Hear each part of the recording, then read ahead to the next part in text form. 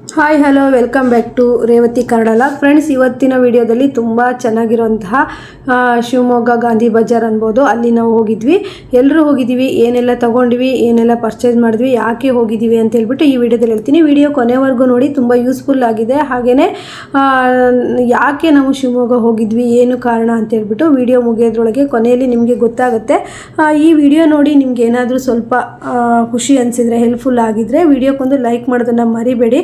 ನೋಡಿ, ಟಾಪು ಅಂಗಡಿಗೆ, ಸ್ಯಾರಿ ಅಂಗಡಿಗೆ, ಮತ್ತು ಫ್ಯಾನ್ಸಿ ಅಂಗಡಿಗೆ ಆಗಿರ್ಬೋದು, ಅಥವಾ ಮನೆಗೆ ಬೇಕಾಗಿರುವ ಐಟಮ್ಗಳಾಗಿರ್ಬೋದು, ಎಲ್ಲದನ್ನು ತಗೊಳ್ಳೋದಕ್ಕೆ ನಾವು ಶಿವಮೊಗ್ಗಕ್ಕೆ ಹೋಗಿದ್ವಿ.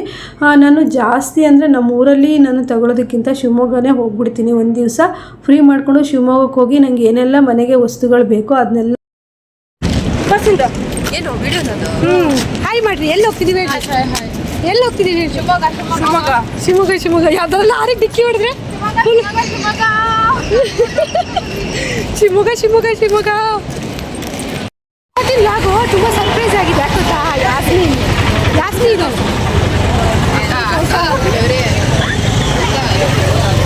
ಪೇಟೆ ಅಲ್ಲ, ಪೇಟೆಯಲ್ಲೂ ಹೆದರಿಸಿ ವಿಡಿಯೋ ಯಾರು ಮಾಡ್ತಾರೋ ಅವರೇ ನಿಜವಾದ ಬ್ಲಾಗರ್. ಇಲ್ಲಿ ಸೆಲ್ಫಿ ವಿಡಿಯೋ ಚೆನ್ನಾಗಿ ಬರುತ್ತೆ. ವಿಡಿಯೋ ಮಾಡ್ತಿದ್ದೆ ಸಿಟಿ ಬಸ್ಸಿಗೆ ಇದಕ್ಕೆ ಬೇಡ, ಗೌರ್ಮೆಂಟ್ ಬಸ್ಸೇ ಅಲ್ಲ, ರೋಡ್ ದಾಟ್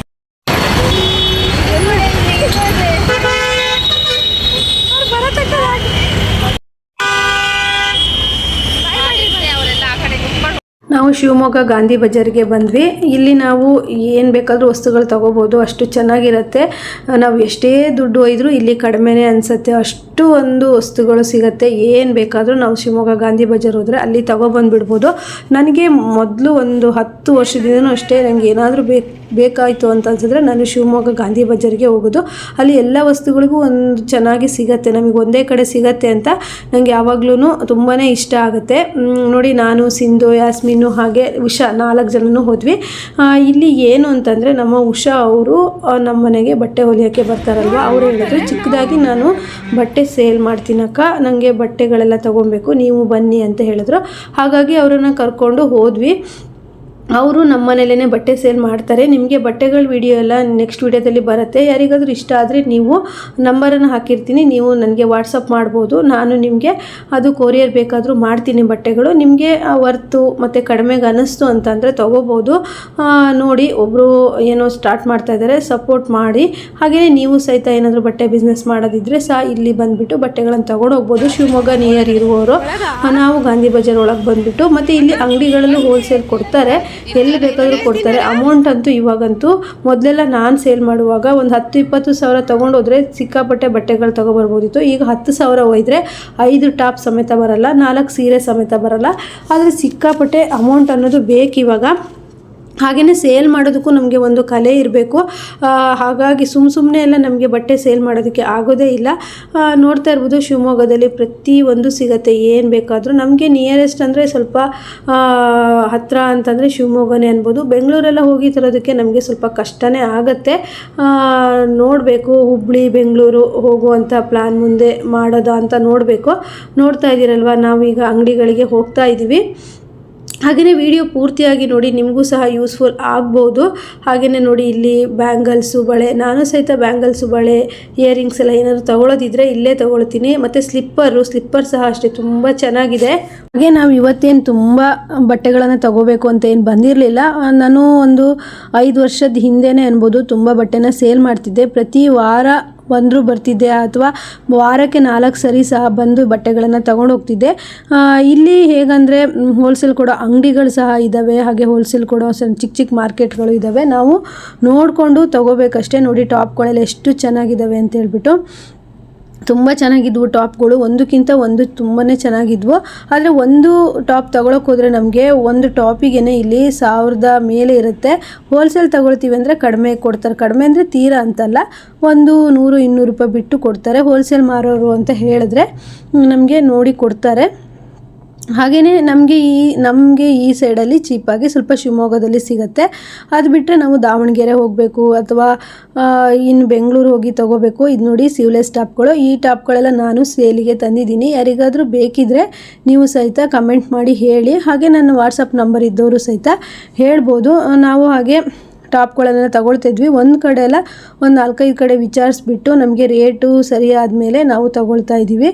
ಹಾಗೆ ಗಾಂಧಿ ಬಜಾರ್ ಅಂತಂದರೆ ಹೆಂಗಂದರೆ ನಮಗೆ ಏನೂ ಗೊತ್ತಿಲ್ಲ ಅಂದರೆ ಮಾತ್ರ ತುಂಬಾ ಮೋಸ ಮಾಡ್ತಾರೆ. ಆದರೆ ನಾವು ಸ್ವಲ್ಪ ಗೊತ್ತಿರಬೇಕು, ಬಾರ್ಗಿಂಗ್ ಮಾಡೋಕ್ಕೆ ಬರ್ತಾ ಇರಬೇಕು. ಇಲ್ಲ ಅಂದರೆ ನಮ್ಮಷ್ಟು ಬಕ್ರ ಆಗೋರು ಯಾರೂ ಸಿಗೋದಿಲ್ಲ, ಹಾಗಾಗುತ್ತೆ. ಹಾಗಾಗಿ ಸ್ವಲ್ಪ ಬಾರ್ಗಿಂಗ್ ಮಾಡಲೇಬೇಕಾಗತ್ತೆ, ಬಾರ್ಗಿಂಗ್ ಮಾಡಿ ತರಲೇಬೇಕಾಗತ್ತೆ. ಆದರೆ ತುಂಬ ಬಾರ್ಗಿಂಗಿಗೆ ಕೊಡೋದಿಲ್ಲ.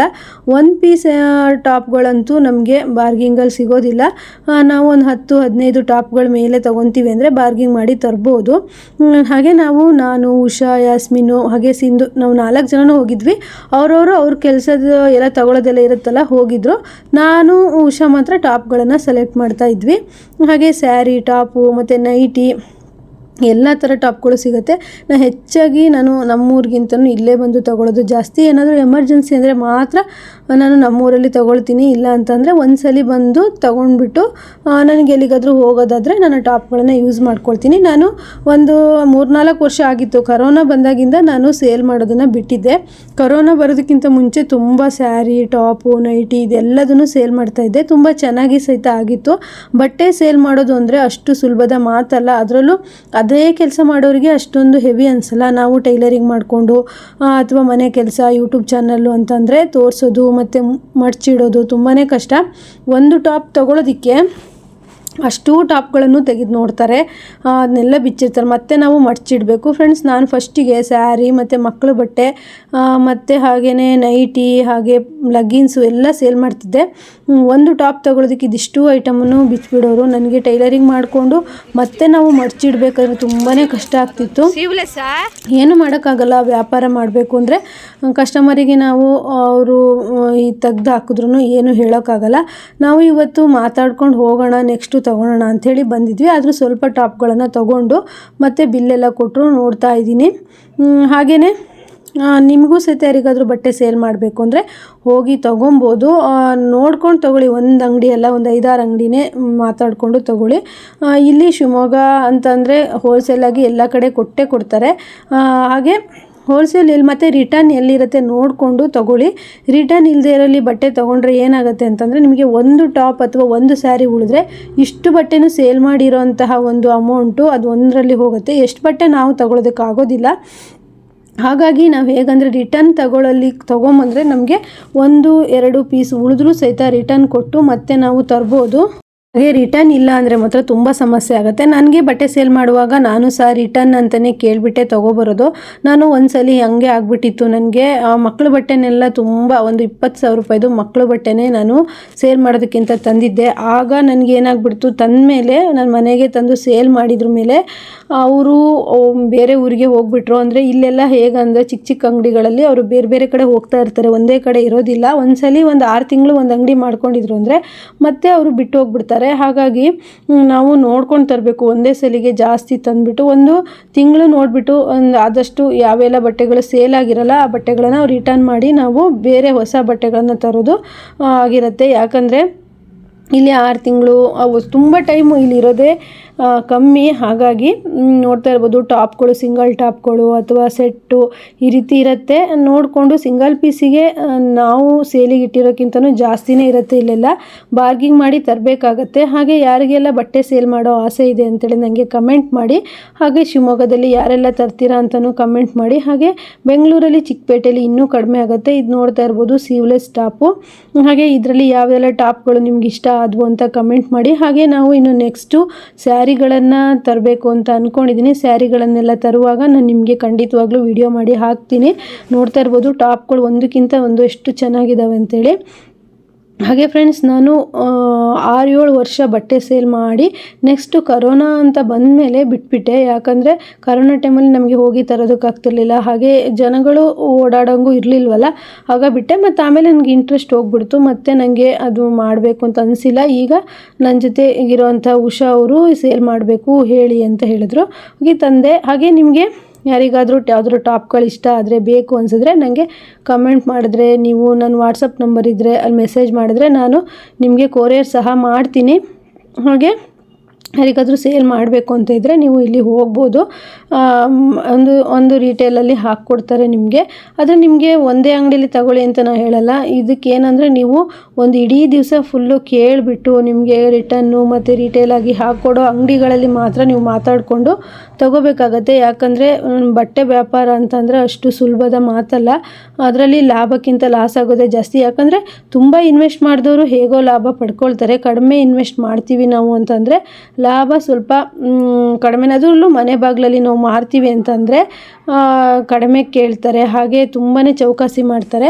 ಹಾಗೆ ಯಾರೆಲ್ಲ ಬಟ್ಟೆ ಸೇಲ್ ಮಾಡಬೇಕು ಅಂತ ಇದ್ದೀರಾ ನನಗೆ ಕಮೆಂಟ್ ಮಾಡಿ. ಮತ್ತು ಬಟ್ಟೆ ಸೇಲ್ ಮಾಡಬೇಕಾದರೂ ಅಷ್ಟೇ ತುಂಬಾ ನೀವು ಕಂತಲ್ಲಿ ಅಥವಾ ಆ ಥರ ಕೊಡೋದಕ್ಕೆ ಹೋಗಬೇಡಿ. ನಿಮಗೆ ಇದೇನು ತರಕಾರಿ ಅಲ್ಲ, ಯಾಕಂದರೆ ಇದೇನು ಕೊಳೆತು ಹೋಗೋದಿಲ್ಲ. ಅದರಿಂದ ನೀವು ಒಂದು ನೋಡಿಕೊಂಡು ಈಗ ಕ್ಯಾಶ್ ಇವಾಗಲೇ ಕೊಡ್ತಾರೆ ಅಂತ ಅಂದರೆ ಮಾತ್ರ ನೀವು ಆವಾಗಲೇ ಅಮೌಂಟ್ ಸ್ವಲ್ಪ ಕಡಿಮೆ ಮಾಡಿ ಕೊಡಿ. ಇಲ್ಲ ಕಂತಲ್ಲಿ ಅಂತಂದರೆ ನೀವು ಹಾಕಿರೋ ಅಮೌಂಟಿನ್ನು ₹1 ಬಿಡೋದಕ್ಕೆ ಹೋಗಬೇಡಿ, ಅಷ್ಟೇ ಕೊಡಿ. ಇದೆಲ್ಲ ನೋಡಿ ಎಲ್ಲ ಕಡೆನೂ ಬಟ್ಟೆಗಳಿದೆ, ಕೇಳಿಕೊಂಡು ಕೊಡಬೇಕು. ಆದರೆ ನಾವು ಅವ್ರು ಹೇಳ್ದಷ್ಟೇ ಕೊಟ್ವಿ ಅಂದರೆ ತುಂಬಾ ಮೋಸ ಆಗುತ್ತೆ. ಅದರಿಂದ ನೋಡಿಕೊಂಡು ಅವ್ರು ಹೇಳಿದ್ದಕ್ಕೆ ಬಾರ್ಗಿಂಗ್ ಮಾಡಿಬಿಟ್ಟು ನೀವು ತೊಗೊಂಬರ್ಬೇಕು. ಹಾಗೆ ಗಿಂತನೂ ಸ್ಯಾರಿಗಳು ಅಂಗಡಿಗಳಲ್ಲಿ ತುಂಬ ಚೆನ್ನಾಗಿ ಸಿಗ್ತವೆ, ನೋಡಿಕೊಂಡು ತರ್ಬೋದು. ನಾನೆಲ್ಲ ಮೊದಲೆಲ್ಲ ಮದುವೆ ಜವಳಿಗೂ ಸಹಿತ ಕರ್ಕೊಂಡು ಹೋಗ್ತಿದ್ದೆ.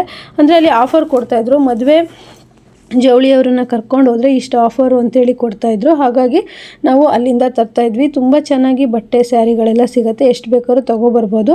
ನಾವು ಒಂದು ಸ್ವಲ್ಪ ಅಮೌಂಟಿಗೆ ಟಾಪ್ಗಳನ್ನಷ್ಟೇ ತೊಗೊಂಡು ಬಂದ್ವಿ. ಇನ್ನು ಮುಂದೆನೂ ನಮ್ಮೂರಲ್ಲೂ ಜಾತ್ರೆ ಇರೋದ್ರಿಂದ ತುಂಬ ಅಮೌಂಟು ಬಟ್ಟೆಗಳನ್ನು ಹಾಕಬೇಕು ಅಂತ ನನಗೆ ಒಂದು ಪ್ಲಾನ್ ಇದೆ. ಹಾಗೆಯೇ ಎಲ್ಲರೂ ಸಹಿತ ನಮ್ಮ ವೀಡಿಯೋಸಿಗೆ ಸಪೋರ್ಟ್ ಮಾಡಿದರೆ ಅದೇ ರೀತಿ ನನ್ನ ಬಟ್ಟೆ ಸೇಲ್ ಮಾಡೋದಕ್ಕೂ ಸಪೋರ್ಟ್ ಮಾಡ್ತೀರಾ ಅಂತ ಅಂದ್ಕೊಂಡಿದ್ದೀನಿ. ಹಾಗೆಯೇ ಯಾರಿಗೆಲ್ಲ ಈ ವಿಡಿಯೋ ನೋಡಿ ಏನು ಅನ್ನಿಸ್ತು ಅಂತ ನನಗೆ ಕಮೆಂಟ್ ಮಾಡಿ. ನೆಕ್ಸ್ಟ್ ವೀಡಿಯೋದಲ್ಲಿ ನಾನು ಯಾವೆಲ್ಲ ಟಾಪ್ ತಂದಿದ್ದೀನಿ, ಟಾಪ್ ರೇಟ್ ಎಷ್ಟು ಅಂತ ಹೇಳ್ಬಿಟ್ಟು ನಿಮಗೆ ವಿಡಿಯೋದಲ್ಲಿ ಹಾಕ್ತೀನಿ. ನೆಕ್ಸ್ಟ್ ವಿಡಿಯೋ ಬೇಕೋ ಬೇಡವಾ ಅಂತ ಹೇಳ್ಬಿಟ್ಟು ನನಗೆ ಕಮೆಂಟ್ ಮಾಡಿ ಹೇಳಿ. ಹಾಗೆಯೇ ಈ ವಿಡಿಯೋ ನಿಮಗೆಲ್ಲ ಎಷ್ಟು ಯೂಸ್ಫುಲ್ ಆಯಿತು ಅಂತಲೂ ಹೇಳಿ. ಹಾಗೆ ನಮ್ಮ ಶಾಪಿಂಗ್ ಎಲ್ಲ ಮುಗೀತು, ಟೈಮ್ ಬೇರೆ ತುಂಬ ಆಗಿಬಿಡ್ತು. ಹಾಗೆ ನಾವು ಬಂದಿದ್ದು ಸಹಿತ ಮಧ್ಯಾಹ್ನ ಆಗಿತ್ತು. ಆದರೆ ಮನೆಗೆ ಹೋಗ್ಬೇಕಾದ್ರೆ ಮಾತ್ರ ತುಂಬಾ ಕಷ್ಟ ಆಯಿತು. ಯಾಕಂದರೆ ಬಸ್ಸು ರಿಪೇರಿಯಾಗಿ ನಾವು ಮನೆ ಹೋಗೋದು 10 ಗಂಟೆ ಆಯಿತು. ಅದರಿಂದ ಇವತ್ತು ಯಾವುದು ವೀಡಿಯೋಸ್ ಹಾಕೋಕ್ಕಾಗಿರಲಿಲ್ಲ. ಇದೊಂದು ವೀಡಿಯೋನ ಎಡಿಟ್ ಮಾಡಿ ಹಾಕಿದೆ. ಇದ್ರ ಬಗ್ಗೆ ಬಟ್ಟೆ ಬಗ್ಗೆ ನಿಮ್ಗೆ ಏನಾದರೂ ಇನ್ಫಾರ್ಮೇಷನ್ ಬೇಕಿದ್ರೆ ನನಗೆ ಕಮೆಂಟ್ ಮಾಡಿ. ಇದೆಲ್ಲ ಸಿಂಗಲ್ ಟಾಪ್ಗಳು ತುಂಬ ಚೆನ್ನಾಗಿದೆ. 450 ಈ ರೀತಿಯೆಲ್ಲ ಇರುತ್ತೆ. ಹಾಗೆ ಮಕ್ಕಳ ಬಟ್ಟೆ ಆಗಿರ್ಬೋದು, ಏನು ಬೇಕಾದರೂ ಸಿಗುತ್ತೆ. ನಾವು ಸ್ವಲ್ಪ ನಿಧಾನವಾಗಿ ಓಡಾಡಿಕೊಂಡು ಕೇಳಿಕೊಂಡು 1-4 ಕಡೆ ಕೇಳಿಕೊಂಡು ಬಟ್ಟೆಗಳನ್ನು ತಗೋಬೇಕು. ತುಂಬ ದೂರ ಕಡೆಯಿಂದ ಎಲ್ಲ ಶಿವಮೊಗ್ಗದಲ್ಲಿ ಬಟ್ಟೆ ತೊಗೊಂಡೋಗಿ ಸೇಲ್ ಮಾಡ್ತಾರೆ. ತುಂಬ ಜನ, ನನಗಂತೂ ಗೊತ್ತಿರೋ ಥರ ತುಂಬ ಕಡೆ ತೊಗೊಂಡೋಗಿ ಮಾರ್ತಾರೆ. ಹಳ್ಳಿ ಕಡೆಯಲ್ಲಿ ಪಾಪ ಈ ಸಿಟಿಗಳಿಗೆಲ್ಲ ಬರೋದಕ್ಕೆ ಆಗ್ತಾ ಇರಲ್ಲ.